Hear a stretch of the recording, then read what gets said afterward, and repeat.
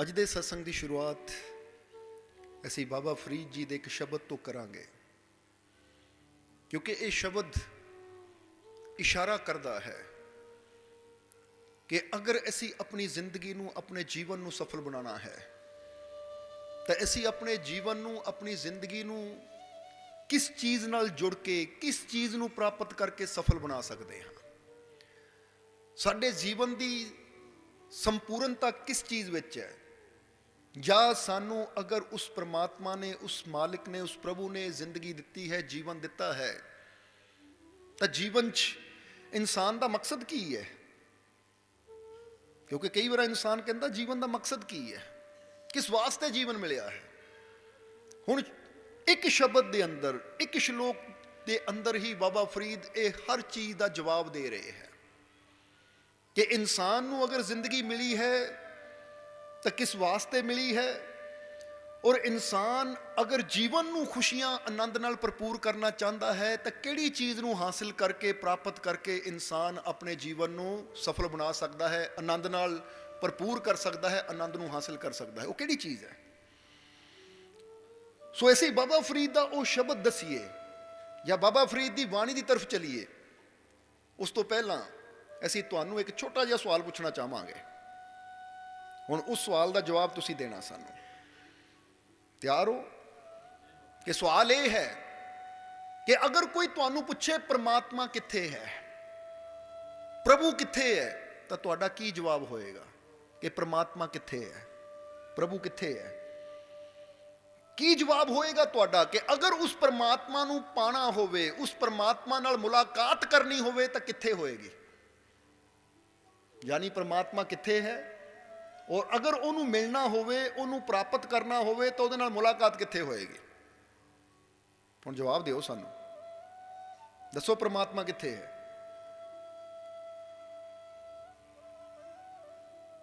ਜਵਾਬ ਨਹੀਂ ਆਇਆ। ਚਲੋ, ਇਧਰੋਂ ਜਵਾਬ ਆਇਆ, ਪ੍ਰਮਾਤਮਾ ਸਾਡੇ ਅੰਦਰ ਹੈ।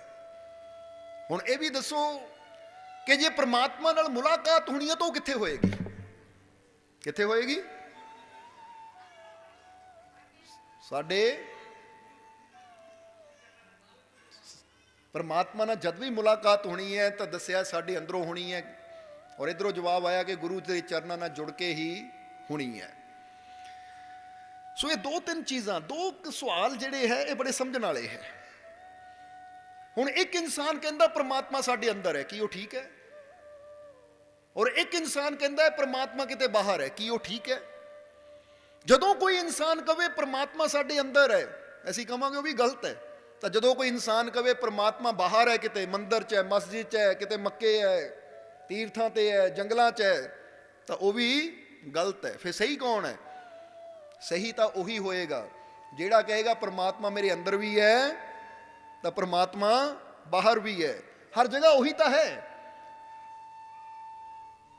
ਔਰ ਇਸ ਤੋਂ ਵੀ ਗਹਿਰੀ ਗੱਲ, ਸਹੀ ਉਹ ਹੋਏਗਾ ਜਿਹੜਾ ਇੱਕ ਗੱਲ ਕਹੇਗਾ ਕਿ ਪ੍ਰਮਾਤਮਾ ਮੇਰੇ ਅੰਦਰ ਨਹੀਂ ਹੈ, ਮੈਂ ਪ੍ਰਮਾਤਮਾ ਦੇ ਅੰਦਰ ਹਾਂ। ਸਮਝਣਾ ਜ਼ਰਾ ਸਾਰਿਆਂ ਨੇ, ਇਹ ਪੁਆਇੰਟ ਹੈ ਇੱਕ, ਕਿ ਤੁਸੀਂ ਐਡੇ ਵੱਡੇ ਹੋ ਕਿ ਤੁਹਾਡੇ ਅੰਦਰ ਪ੍ਰਮਾਤਮਾ ਹੋਵੇ, ਜਾਂ ਉਹ ਪ੍ਰਮਾਤਮਾ ਐਡਾ ਵੱਡਾ ਹੈ ਕਿ ਪੂਰਾ ਵਿਸ਼ਵ, ਪੂਰੀ ਕਾਇਨਾਤ, ਇਹ ਚੰਦ ਸੂਰਜ ਸਿਤਾਰੇ, ਇਹ ਲੱਖਾਂ ਹੀ ਬ੍ਰਹਿਮੰਡ, ਇਹ ਉਹਦੇ ਅੰਦਰ ਹੈ। ਜਿੱਦਾਂ ਹੁਣ ਕੋਈ ਪੁੱਛੇ ਕਿ ਮਛਲੀ ਪਾਣੀ ਦੇ ਅੰਦਰ ਹੈ ਜਾਂ ਪਾਣੀ ਮਛਲੀ ਦੇ ਅੰਦਰ ਹੈ, ਤਾਂ ਹੁਣ ਦੇਖਣ ਵਾਲੇ ਨੇ ਕਹਿਣਾ ਕਿ ਮਛਲੀ ਪਾਣੀ ਦੇ ਅੰਦਰ ਹੈ, ਪਰ ਮਛਲੀ ਨੂੰ ਲੱਗਦਾ ਹੈ ਕਿ ਪਾਣੀ ਮੇਰੇ ਅੰਦਰ ਹੈ।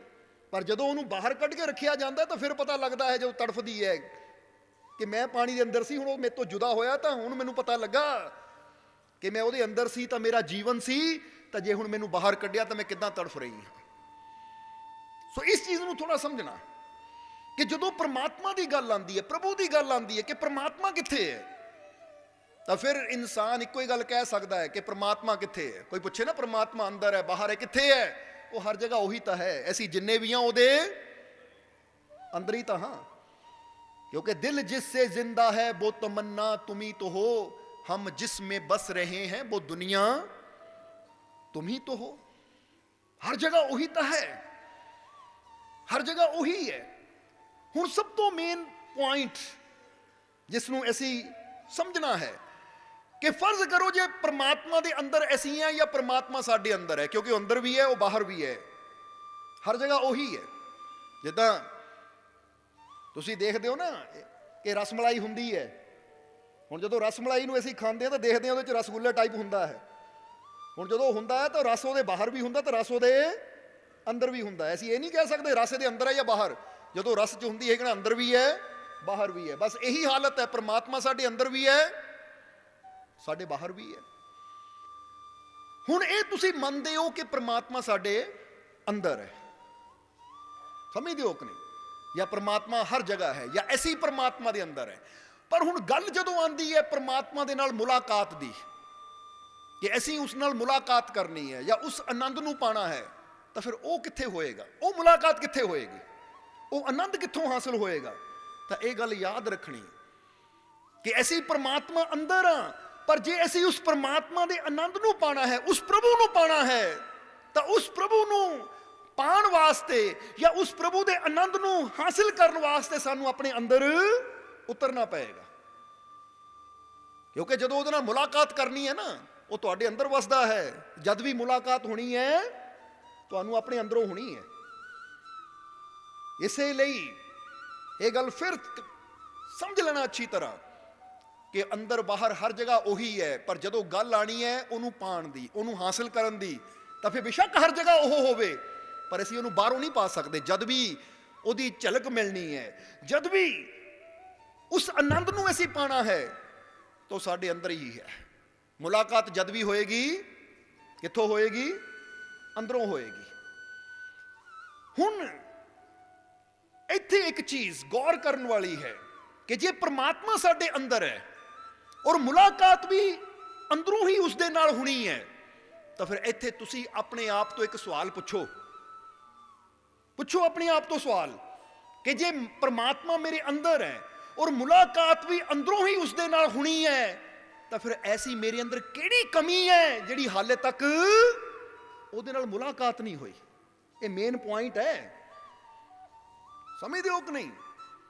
ਕਿਉਂਕਿ ਜਦੋਂ ਅਸੀਂ ਆਪਣੀਆਂ ਕਮੀਆਂ ਨੂੰ ਦੇਖਾਂਗੇ, ਉਹਨਾਂ ਚੀਜ਼ਾਂ ਤੇ ਗੌਰ ਕਰਾਂਗੇ ਕਿ ਜੇ ਮੇਰਾ ਰੱਬ ਮੇਰੇ ਅੰਦਰ ਵਸਦਾ ਹੈ ਤਾਂ ਮੇਰੇ ਅੰਦਰੋਂ ਕਿਹੜੀ ਕਮੀ ਹੈ ਜਿਹੜੀ ਮੈਨੂੰ ਮੇਰੇ ਰੱਬ ਨਾਲ ਮਿਲਣ ਨਹੀਂ ਦਿੰਦੀ, ਉਹਨੂੰ ਮੇਰੇ ਤੱਕ ਔਰ ਮੈਨੂੰ ਉਸ ਤੱਕ ਨਹੀਂ ਜਾਣ ਦਿੰਦੀ।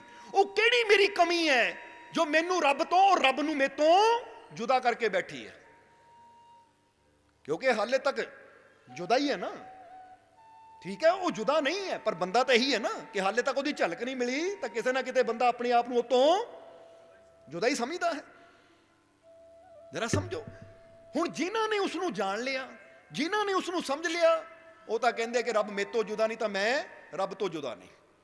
ਕਹਿੰਦੇ ਨਾ, ਹੈ ਆਪਣੀ ਨਾਦਾਨੀ ਸੇ ਖੁਦ ਕੋ ਸਮਝਾ ਤू जुदा, है अपनी नादानी से खुद को समझा तू जुदा, नुक्ता ऊपर को लगा हो जा जुदा से तू खुदा।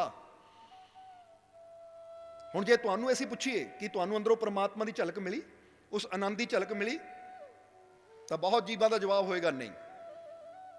ਹੁਣ ਅਗਰ ਉਹ ਅੰਦਰ ਹੀ ਹੈ, ਮਿਲਣਾ ਵੀ ਅੰਦਰ ਹੀ ਹੈ, ਜਾਂ ਤਾਂ ਹੋਵੇ ਕਿ ਉਹਨਾਂ ਬਾਹਰੋਂ ਮਿਲਣਾ, ਫਿਰ ਤਾਂ ਅਸੀਂ ਕਹਿ ਸਕਦੇ ਹਾਲੇ ਮੁਲਾਕਾਤ ਨਹੀਂ ਹੋਈ, ਕਿਉਂਕਿ ਬਾਹਰ ਮੈਂ ਉੱਥੇ ਪਹੁੰਚਿਆ ਹੀ ਨਹੀਂ ਜਿੱਥੇ ਉਹ ਬੈਠਾ ਹੈ।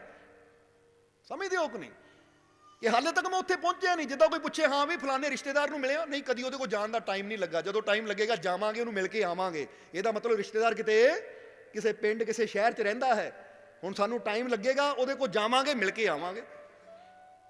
ਪਰ ਜੇ ਹੋਵੇ ਕਿ ਉਹ ਹੈ ਹੀ ਅੰਦਰ, ਤਾਂ ਫਿਰ ਤਾਂ ਭਾਈ ਜਦੋਂ ਮਰਜ਼ੀ ਮਿਲ ਲਈਏ, ਫਿਰ ਤਾਂ ਕੋਈ ਇਹ ਸਵਾਲ ਹੀ ਪੈਦਾ ਨਹੀਂ ਹੁੰਦਾ ਕਿ ਜਦੋਂ ਟਾਈਮ ਲੱਗਾ ਮਿਲਾਂਗੇ।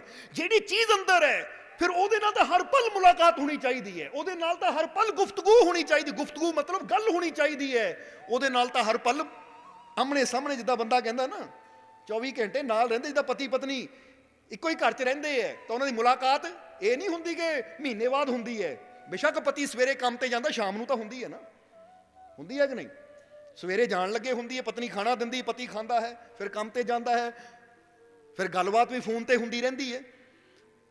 ਹੁਣ ਜੇ ਪਤਨੀ ਨਾਲ ਜਾਂ ਬੱਚਿਆਂ ਨਾਲ ਘਰ 'ਚ ਰਹਿੰਦੇ ਆ, ਇੱਕੋ ਹੀ ਘਰ 'ਚ ਰਹਿੰਦੇ ਆ, ਹੁਣ ਪੁੱਛੋ ਉਹਨੂੰ ਕਿ ਭਾਈ ਤੂੰ ਪਤਨੀ ਨਾਲ ਸਵੇਰੇ ਵੀ ਮਿਲਦਾ, ਸ਼ਾਮ ਨੂੰ ਵੀ ਮਿਲਦਾ ਹੈ, ਬੱਚਿਆਂ ਨਾਲ ਸਵੇਰੇ ਮਿਲਦਾ, ਸ਼ਾਮ ਨੂੰ ਮਿਲਦਾ, ਇਹ ਕਿੱਦਾਂ ਪੋਸੀਬਲ ਹੈ? ਇਹ ਕਿੱਦਾਂ?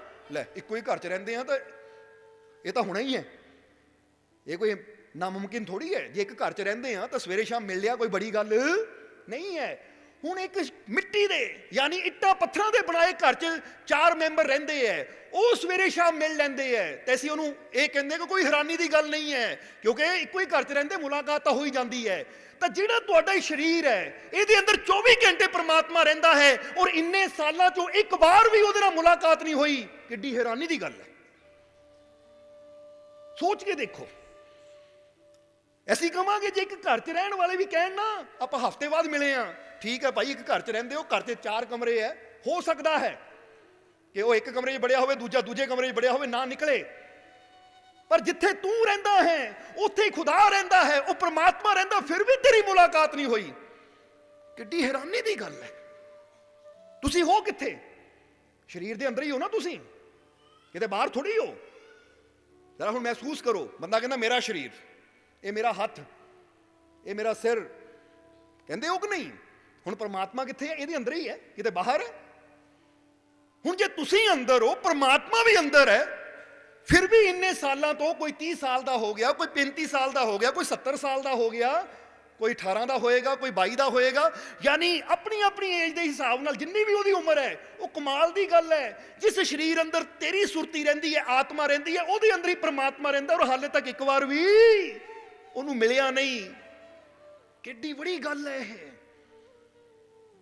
ਇੱਡਾ ਬੜਾ ਕਿਹੜਾ ਕਰਮ ਤੂੰ ਕਰਕੇ ਬਹਿ ਗਿਆ ਕਿ ਜਿਹੜੀ ਤੇਰੀ ਉਹਨਾਂ ਮੁਲਾਕਾਤ ਹੋ ਹੀ ਨਹੀਂ ਰਹੀ। ਹੁਣ ਅਗਰ ਉਸਦੇ ਨਾਲ ਅੰਦਰ ਸਾਡੇ ਮੁਲਾਕਾਤ ਨਹੀਂ ਹੁੰਦੀ, ਜਿੱਦਾਂ ਕਹਿੰਦੇ ਨਾ ਇੱਕੋ ਹੀ ਘਰ ਵਿੱਚ ਵਸਦੇ ਆ, ਨਹੀਂ ਹੁੰਦਾ ਵਿੱਚ ਪਰਦਾ।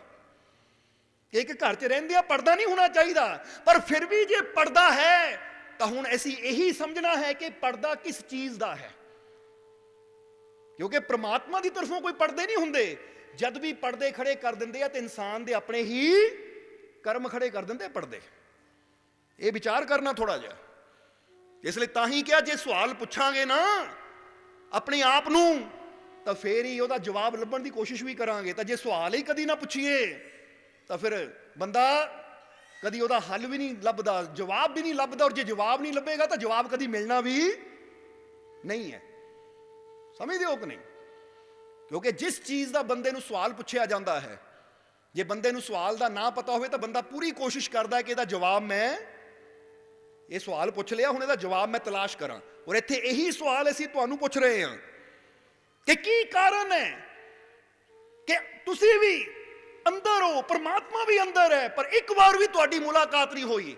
ਆਪਣੇ ਆਪ ਨੂੰ ਪੁੱਛੋ ਕਿ ਮੇਰੀ ਐਸੀ ਕਿਹੜੀ ਕਰਨੀ ਹੈ, ਮੇਰੇ ਐਸੇ ਕਿਹੜੇ ਕਰਮ ਹੈ ਜਿਹੜਾ ਮੈਨੂੰ ਮੇਰੇ ਰੱਬ ਨਾਲ ਮਿਲਣ ਨਹੀਂ ਦੇ ਰਹੇ, ਮੈਨੂੰ ਮੇਰੇ ਰੱਬ ਨਾਲ ਮੁਲਾਕਾਤ ਨਹੀਂ ਕਰਨ ਦੇ ਰਹੇ।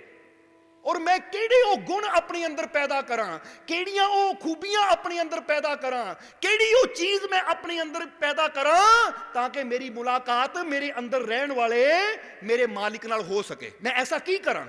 ਇਹ ਸਵਾਲ ਪੁੱਛੋ, ਕਿਉਂਕਿ ਜਦੋਂ ਇਹ ਸਵਾਲ ਪੁੱਛੋਗੇ ਤਾਂ ਫਿਰ ਕੋਸ਼ਿਸ਼ ਕਰੂੰਗੇ ਕਿ ਕੀ ਕਾਰਨ ਹੈ, ਉਹ ਕਿਹੜੀ ਚੀਜ਼ ਹੈ ਜੋ ਮੈਨੂੰ ਮੇਰੇ ਮਾਲਿਕ ਤੋਂ ਦੂਰ ਕਰਕੇ ਬੈਠੀ ਹੈ, ਔਰ ਉਹ ਕੀ ਮੈਂ ਐਸਾ ਕਰਾਂ ਜਿਹੜੀ ਮੈਨੂੰ ਮੇਰੇ ਮਾਲਿਕ ਨਾਲ ਜੋੜ ਦੇਵੇ। ਜਿੱਦਾਂ ਇੱਕ ਵਾਰ ਫਿਰ ਇਹੀ ਕਹਾਂਗੇ ਕਿ ਫਰਜ਼ ਕਰੋ ਤੁਹਾਡੇ ਔਰ ਤੁਹਾਡੇ ਪਿਆਰੇ ਦੇ ਦਰਮਿਆਨ ਇੱਕ ਪਰਦਾ ਹੈ। ਹੁਣ ਤੁਹਾਨੂੰ ਪਤਾ ਉੱਧਰ ਮੇਰਾ ਪਿਆਰਾ ਹੈ, ਇੱਧਰ ਮੈਂ ਆ। ਹੁਣ ਤੁਸੀਂ ਕਹਿਣਾ ਕੀ ਕਾਰਨ ਹੈ ਕਿ ਮੈਨੂੰ ਮੇਰੇ ਪਿਆਰੇ ਦਾ ਦਰਸ਼ਨ ਨਹੀਂ ਹੋ ਰਿਹਾ, ਮੈਂ ਉਹਨੂੰ ਦੇਖ ਨਹੀਂ ਪਾ ਰਿਹਾ, ਤਾਂ ਤੁਹਾਨੂੰ ਸਾਫ਼ ਹੈ ਕਿ ਗੱਬੇ ਕੋਈ ਨਾ ਕੋਈ ਇਹ ਪਰਦਾ ਹੈ। ਹੁਣ ਜੇ ਉਹਨੂੰ ਦੇਖਣਾ ਹੈ ਤਾਂ ਮੈਨੂੰ ਕੀ ਜ਼ਰੂਰਤ ਹੈ? ਇਹ ਪਰਦੇ ਨੂੰ ਦੱਸ ਦਿਓ, ਜਵਾਬ ਦੇ ਦਿਓ, ਹਟਾਉਣ ਦੀ। ਇਹ ਹਟ ਗਿਆ ਪਰਦਾ ਤਾਂ ਮੇਰਾ ਪਿਆਰਾ ਮੇਰੇ ਸਾਹਮਣੇ ਹੈ। ਬਸ ਇਹੀ ਅੰਦਰ ਪੁੱਛਣਾ ਹੈ ਕਿ ਜੇ ਹਾਲੇ ਤੱਕ ਮੇਰਾ ਪਿਆਰਾ, ਮੇਰਾ ਪ੍ਰਭੂ, ਉਹ ਮੇਰਾ ਮਾਲਿਕ ਮੈਨੂੰ ਨਹੀਂ ਅੰਦਰ ਨਜ਼ਰ ਆ ਰਿਹਾ ਤਾਂ ਉਹ ਕਿਹੜਾ ਪਰਦਾ ਹੈ, ਉਹ ਕਿਹੜੀ ਕਮੀ ਹੈ ਮੇਰੀ, ਉਹ ਕਿਹੜੀਆਂ ਮੇਰੇ ਅੰਦਰ ਬੁਰਾਈਆਂ ਹੈ ਜਿਹਦੇ ਕਰਕੇ ਹਾਲੇ ਤੱਕ ਮੁਲਾਕਾਤ ਨਹੀਂ ਹੋ ਰਹੀ। ਇਸ ਲਈ ਮੈਂ ਐਸਾ ਕੀ ਕਰਾਂ, ਐਸਾ ਕਿਹੜਾ ਕਰਮ ਕਰਾਂ, ਐਸਾ ਕਿਹੜਾ ਗੁਣ ਧਾਰਨ ਕਰਾਂ, ਐਸਾ ਕੀ ਮੈਂ ਆਪਣੇ ਜੀਵਨ 'ਚ ਅਪਣਾਵਾਂ ਤਾਂ ਕਿ ਮੇਰੀ ਮੁਲਾਕਾਤ ਮੇਰੇ ਮਾਲਿਕ ਨਾਲ ਹੋ ਸਕੇ ਔਰ ਦਰਮਿਆਨ ਦੇ ਸਾਰੇ ਪਰਦੇ ਹਟ ਜਾਣ। ਇਹ ਸਮਝਣਾ ਜ਼ਰਾ ਸਾਰਿਆਂ ਨੇ, ਕਿਉਂਕਿ ਇਹੀ ਚੀਜ਼ ਸਮਝਣੀ ਹੈ। ਔਰ ਇਹੀ ਚੀਜ਼ ਇੱਥੇ ਬਾਬਾ ਫਰੀਦ ਆਪਣੀ ਬਾਣੀ 'ਚ ਦੱਸਣ ਦੀ ਕੋਸ਼ਿਸ਼ ਕਰ ਰਹੇ ਹੈ। ਬਾਬਾ ਫਰੀਦ ਇਹੀ ਗੱਲ ਕਰ ਰਹੇ ਹੈ बाबा फरीद अपनी वाणी च कहते हैं।